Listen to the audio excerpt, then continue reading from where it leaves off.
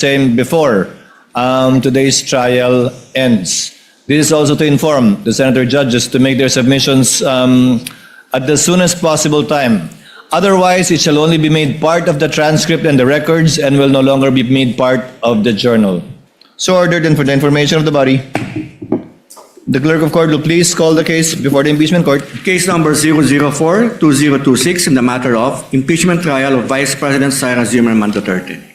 Appearances of the parties, please. Good afternoon, Your Honors. Same appearance for the prosecution. We are ready for the presentation of our next witness, Your Honor. Appearances for the respondent. Good afternoon, Your Honors. Same appearance for the defense. May we know who on the part of the counsel, who among the panel of prosecutors or counsel from the panel of prosecutors will be presenting the witness? This representation, Your Honor, will be presenting the next witness. May I know likewise on the part of the counsel for respondents who will be standing on the other side? Will it be Attorney Binluan? That's correct, Your Honor. You may proceed, lead prosecutor, call your first witness. Your Honors, we are calling to the witness stand our next witness, the last witness for Article 4 threat, Attorney Melvin Matibag, the NBI Director.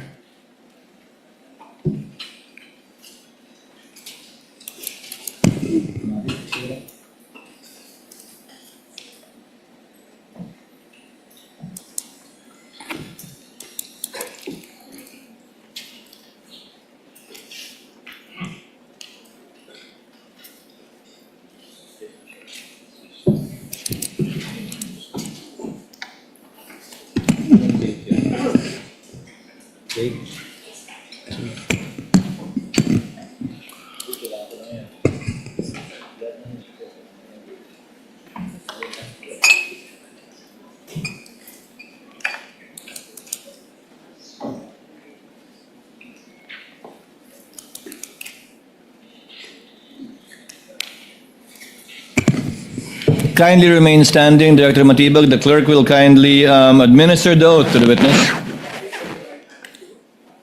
Kindly turn on the mic of the clerk of court.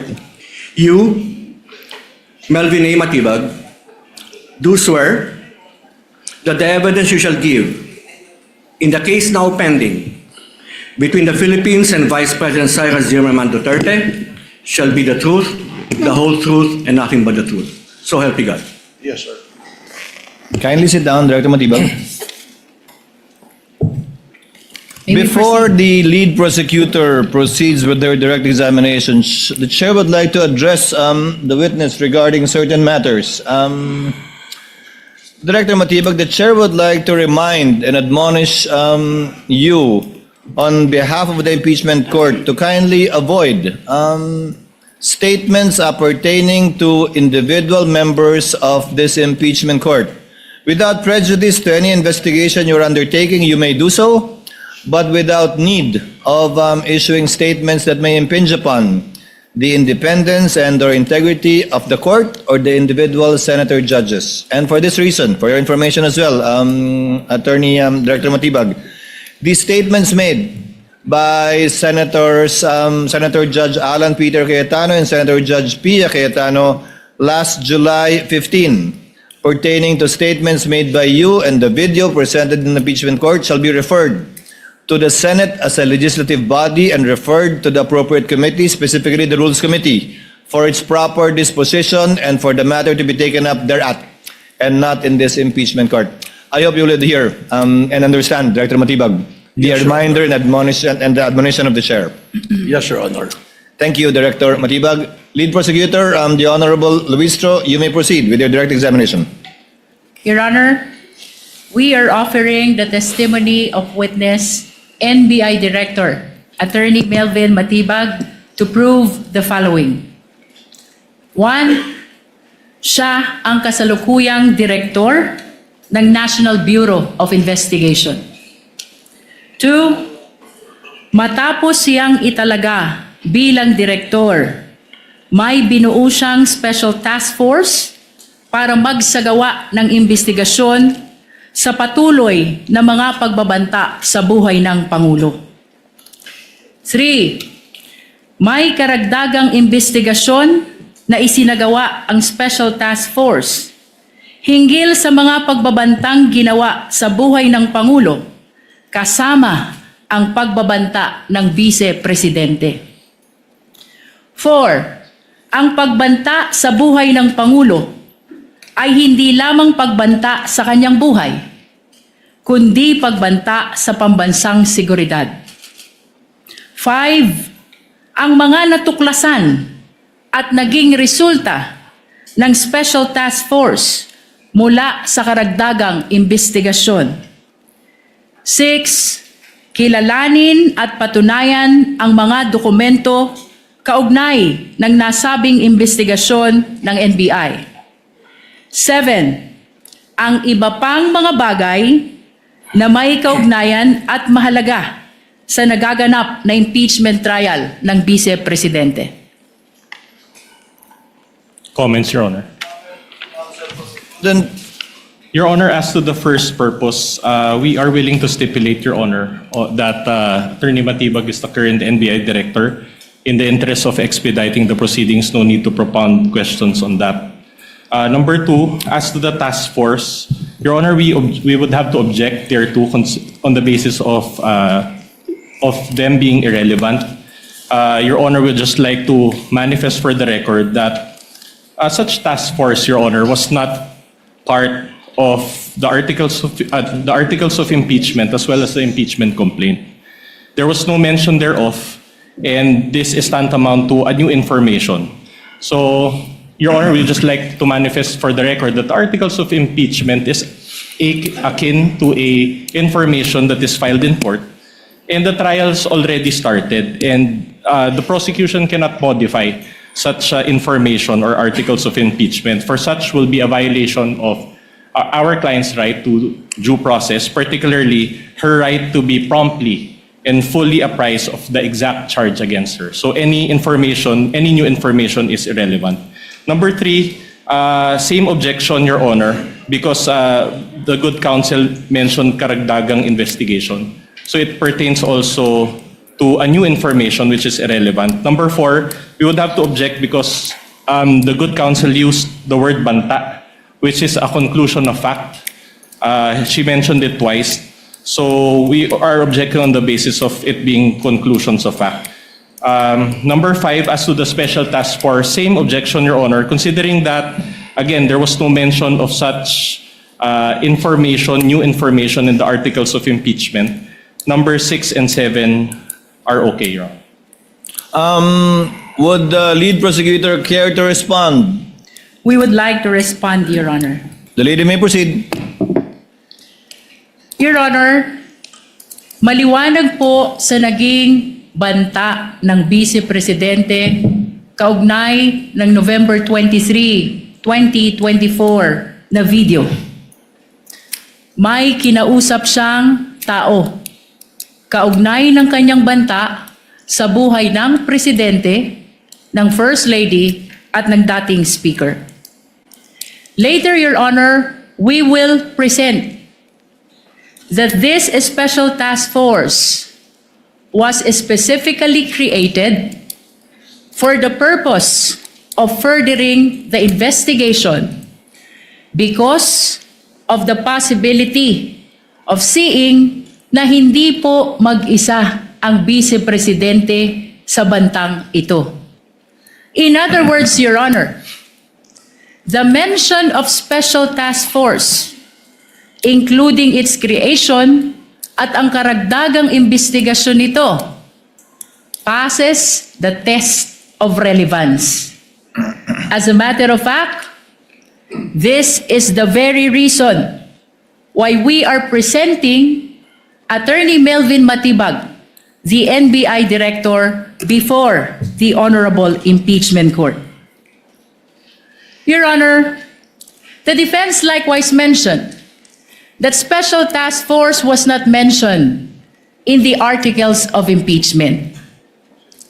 Nais ko pong ibalik ang naging desisyon ng kagalang-galang na impeachment court kahapon, kaugnay ng mga dokumento which pertains to acts and omissions prior to 2022 and acts or omissions which were not specifically mentioned in the articles of impeachment. Ang mahalaga po dito, Your Honor, ay itong mga aligasyon or testimony to be presented ay may kaugnayan o relevant sa article of impeachment.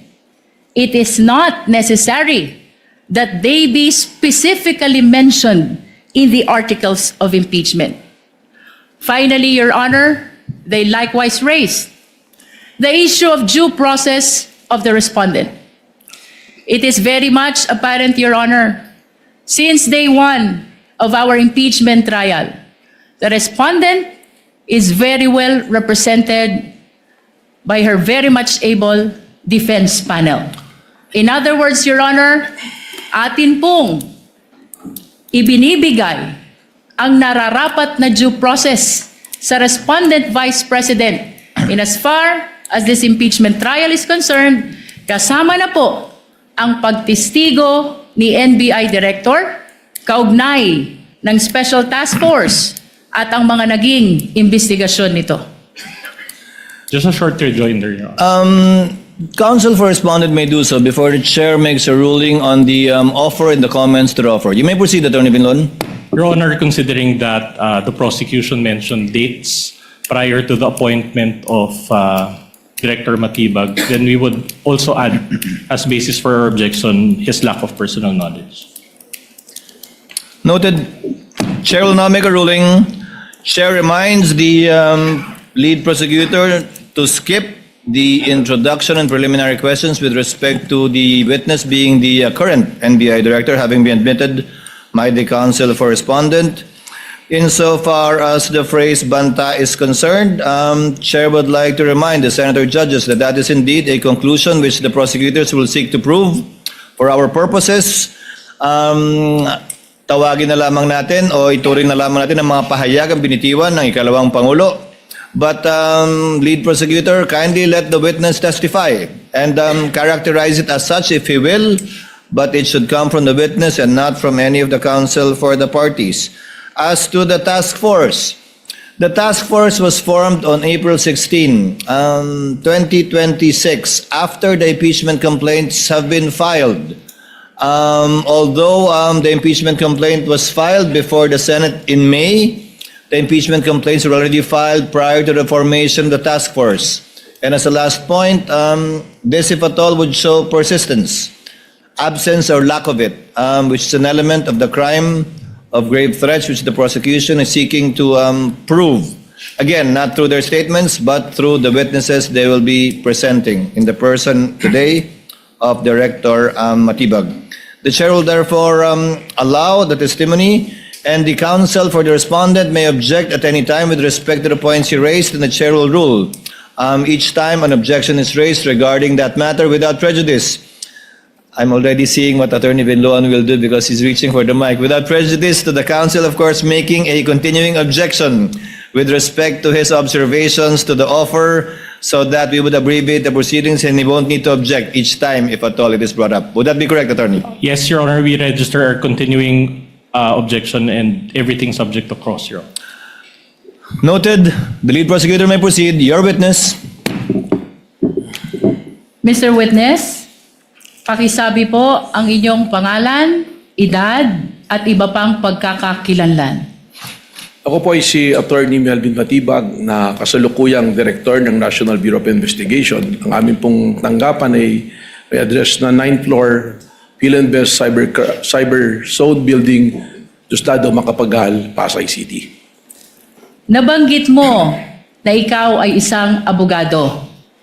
Gaano ka na katagal sa nasabing propesyon? 29 years po. Saan ka nagtapos ng iyong abogasya? Sa Ateneo Law School po. Bago ang iyong abogasya, ano ang una mong inaral sa kolehiyo?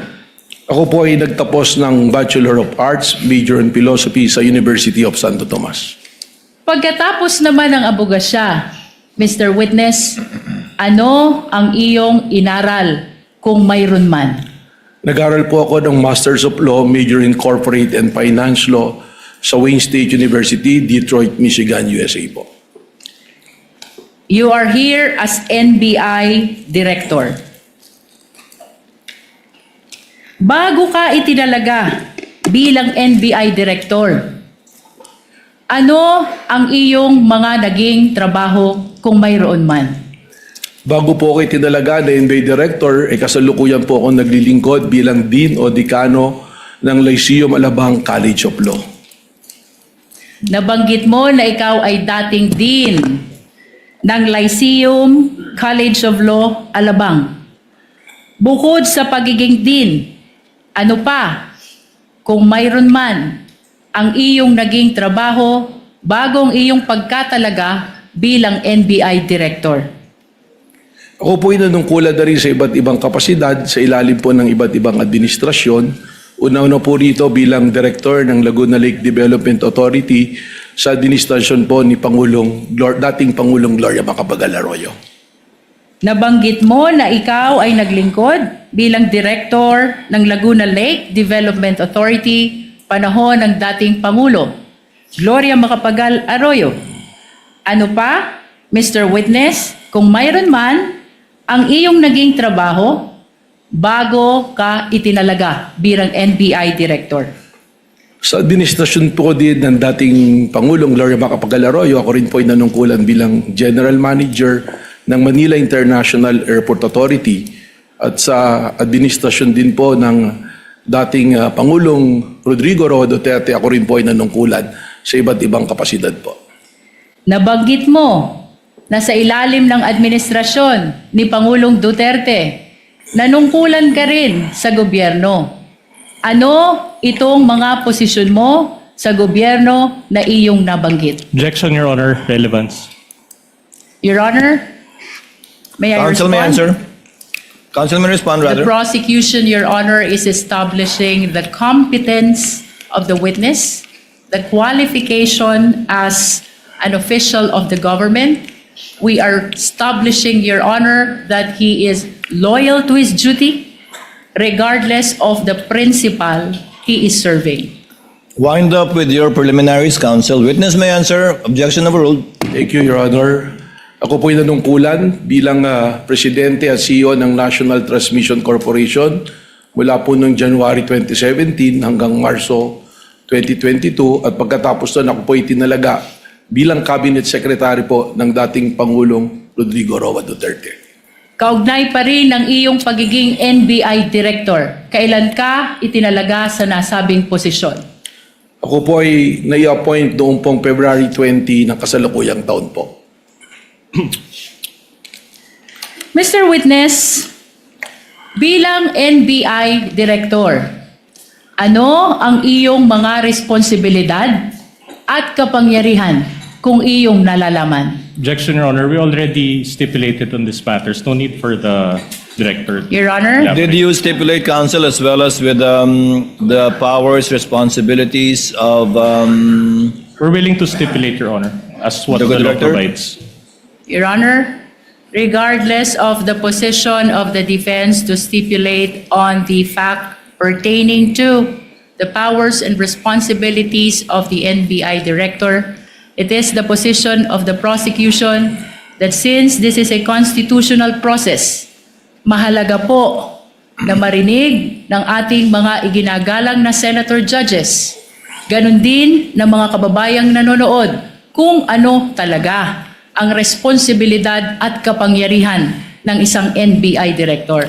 Understood, counsel, but it has been stipulated already by counsel for the respondent, so kindly go straight to the matter at the soonest possible time.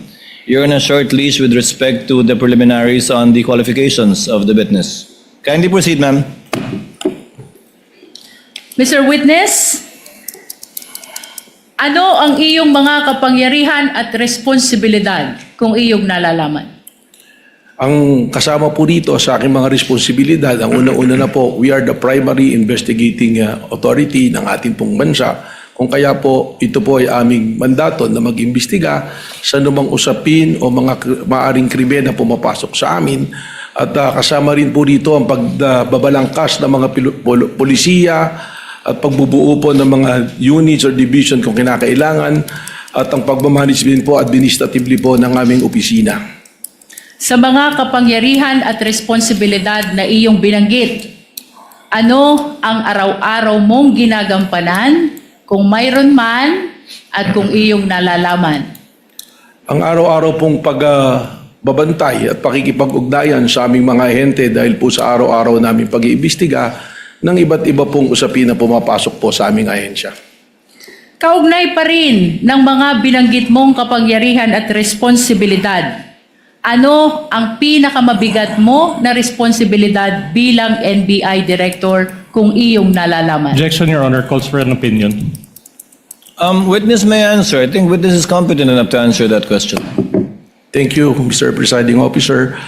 Ang akin pong hindi lamang po bilang primary investigating agency, kundi ang amin pong primerong ginagawa ay ang pagbabantay para po sa ating mga taong bayan at bantayan din po ng ating konstitusyon ay may patupad at siguraduhin na hindi po nagkakaroon ng kaguluhan at ligalig para ito po ay puksain, habulin at amin pong kung kinakailangan ay kasuhan ang mga taong lumalabag po sa amin pong mandatong binabantayan. Chair would like to remind the lead prosecutor to go into the meat of our direct examination already. I think we've heard enough of the preliminaries insofar as Director Matibag is concerned. Kindly May we proceed, proceed, ma'am. Your Honor. Mr. Witness, naririto ka upang tumistigo sa impeachment trial na ito. Ano ang pagkakakilanlan ng respondent sa impeachment trial na ito kung iyong nalalaman?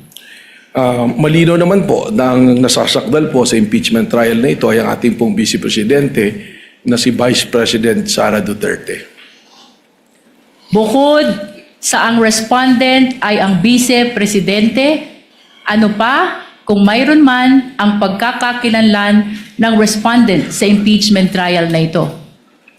Base po sa aking mandato bilang direktor nang ako po ay pumasok sa aming opisina, lahat po ng mga kasong nakabinbin at mga amin na naipasok sa Department of Justice ay akin pong niribisa at tiningnan upang akin po itong masubaybayan. At isa po sa mga kasong aking nakita rito, ang respondent po rito ay ang ating pong Vice Presidente kung saan po siya ay kinasuhan ng aming Cybercrime Division ng grave threat at inciting to sedition na kasalukuyan po ngayong nakabinbin sa Department of Justice.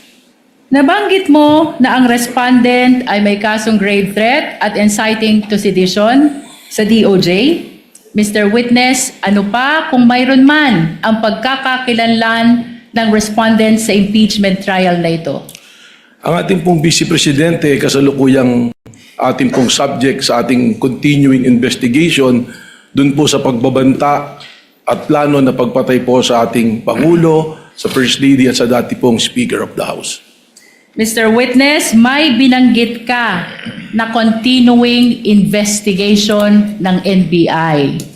Ano ang iyong ginawa kung mayroon man kaugnay ng ongoing investigation ng NBI na iyong binanggit? Tayo po ay nagtatag ng tinatawag ko ni Special Task Force po sa pamamagitan ng pag-create po ng isang administrative order kung saan bumalangkas po tayo ng mga miyembro ng aming pong opisina para sila po ang magtuloy ng investigasyon na ito at mag-monitor po ng mga kailangang gawin. Kaugnay pa rin ng binanggit mong Special Task Force. Ano ang kahalagahan nito sa investigasyon na ginagawa ng National Bureau of Investigation? Napakahalaga po para sa amin sapagkat from our law enforcement perspective, ang ginawa pong banta ng Vice Presidente ay tinatrato na namin hindi banta kundi isang plano para po sa pagpatay sa ating Pangulo. And that is a threat to the President which we consider also na threat po sa ating national security. Mr. Witness, anong katunayan mayroon ka? Kaugnay ng iyong binanggit na binuong Special Task Force upang mag-imbestiga sa lahat ng banta sa buhay ng Presidente kasama na ang pagbabanta ng Vice Presidente. Meron po akong inisyu na Administrative Order number 11 noong April 16, ng kasalukuyang taon po. At kung ipapakita sa iyo ang kopya ng Administrative Order Number 11, ito ba ay makikilala mo? Opo. Your Honor, may we request that AO number 11, previously marked as Exhibit P429, be flashed. We likewise request, Your Honor, that Attorney Kyle Kapunan, assisting counsel, be allowed to approach the witness for confirmation of the document. Assisting counsel for the prosecution may approach, and likewise, assisting counsel for the respondent may approach to confirm and validate the document being shown to the witness. Likewise, the tech, through the clerk of court, is instructed to kindly flash in the screens the document being referred to by the lead prosecutor, the Honorable Luis Tro. Kindly zoom it in, please. Mr. Thank you. Witness, Your Honor, can we be Attorney given time Binloan to is comment? recognized. Your Honor, we manifest for the record, Your Honor, that the document is a photocopy. So noted.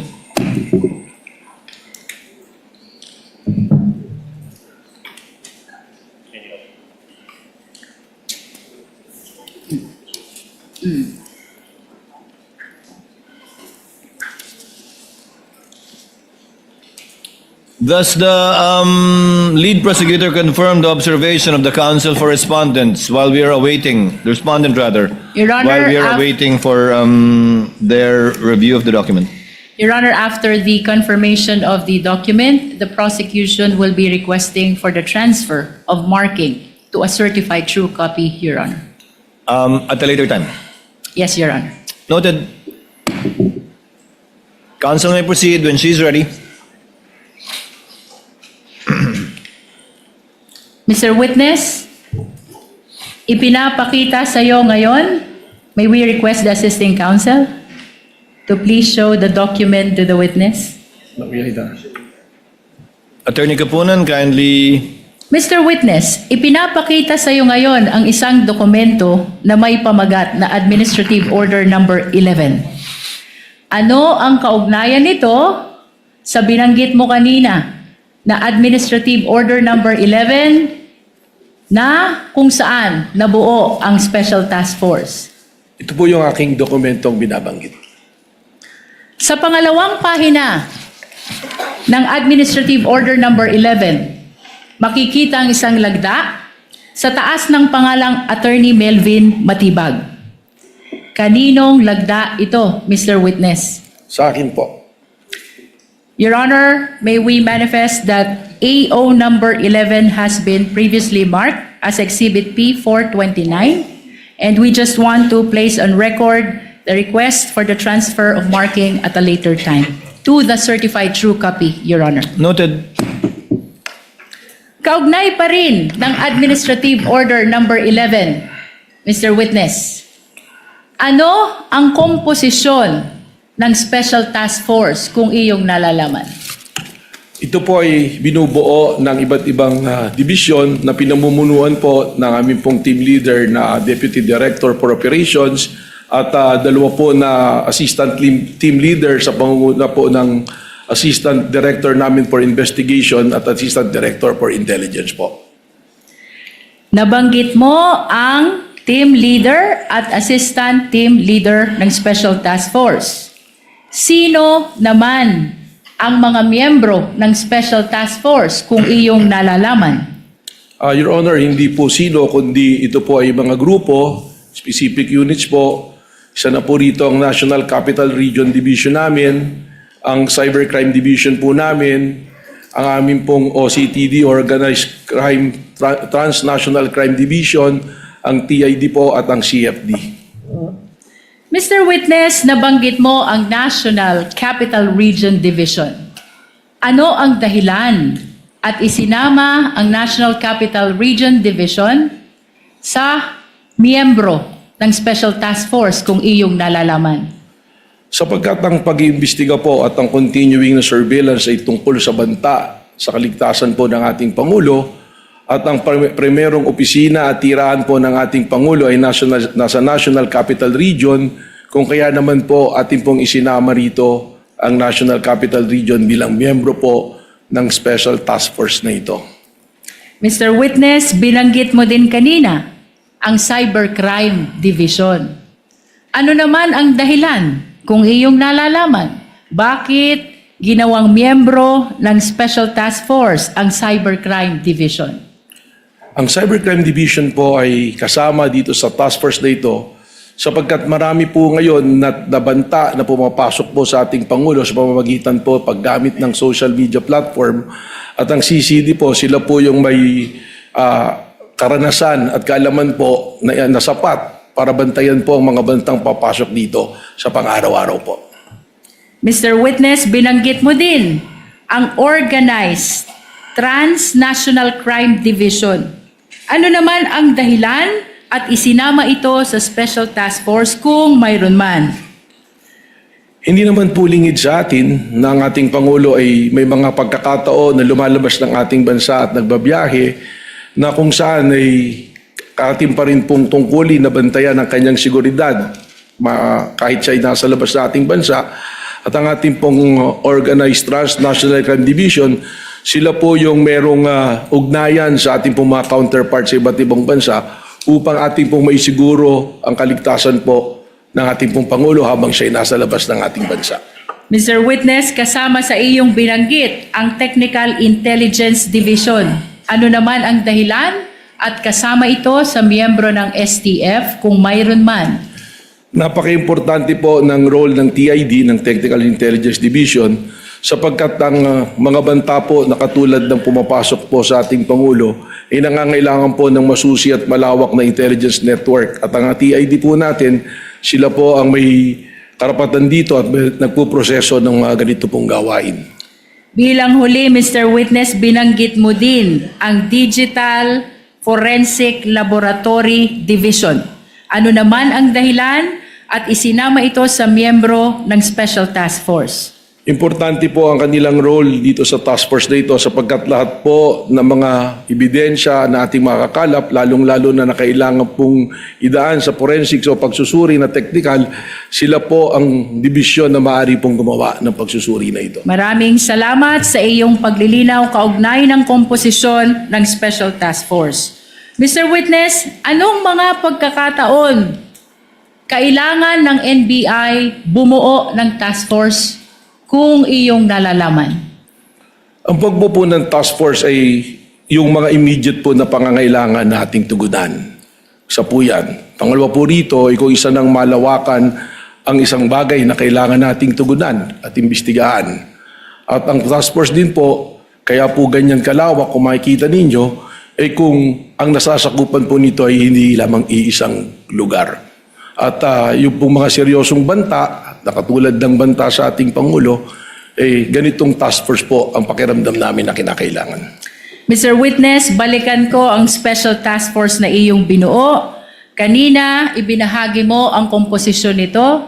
Ano ang iyong partisipasyon bilang NBI Director kung meron man sa investigasyon ng Special Task Force? Nakasad po dyan sa administrative order na yan na ang patuloy na pakikipag-ugnayan po sa Office ng Director at patuloy na pag-uulat kung ano man po ang kanilang nakikita o namomonitor at lalong-lalo na po kung may specific po na kailangan kaagad matugunan ay dapat pong ipaalam sa opisina po ng Office ng Director.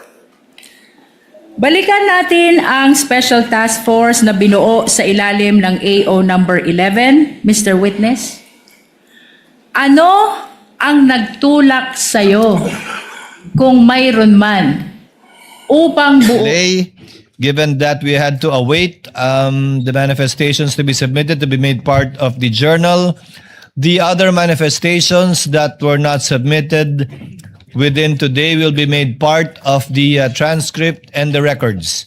The approval of the journal is made important, especially given the manifestation of the council for respondent that they need a copy of the ruling of the chair yesterday in order to afford them enough time to avail of whatever remedies they may have in relation to the court's ruling yesterday. So ordered. Counsel for the respondent may proceed with his cross when he's ready. You may proceed, sir. Good afternoon, Director Matibag. Good afternoon. As NBI Director, you are the Chief Executive of the Bureau. I'm the chief of the bureau. Yes. And part of your duties is to oversee the conduct of investigation, correct? Tama po. You're also authorized to issue subpoenas for the production of witnesses and documents, correct? Correct. Tama po. Very well. Now, the NBI conducted an investigation following the November 23, 2024 press con, am I right? I'm aware under the report that there was a subpoena issue, Okay. but I have no personal All right. knowledge of the issuance. Okay, we'll go there in a while. But this investigation was documented in the two affidavits of investigation, correct? That's correct. And did you read and understand these two affidavits of investigation? I read the affidavit of investigation which was forwarded to the Department of Justice, which is dated February 11. Okay. So, as part of that investigation, will you agree that individuals were subpoenaed? There were individuals subpoenaed. More or less 10 Your Honor? subpoenas? Your Honor, please. Counsel for the panel of prosecutors. Rather, the lead prosecutor is recognized. Your Honor, the witness was appointed as NBI Director only in February 2026. His testimony with respect to the first investigation will only be based on records. Your So Honor- if it will go into the detail of the investigation, I'm afraid, Your Honor, he is not competent as he has no personal knowledge about the first investigation, Your Honor. To begin with, asked and answered, and the witness was about to answer if he knows, given that he is the superior, current superior of this agency, and I presume that he has kept himself abreast of what happened in his agency prior to his assumption in February of 2026. Witness may answer if he knows. Please repeat the question. So, more or less around 10 subpoenas were issued.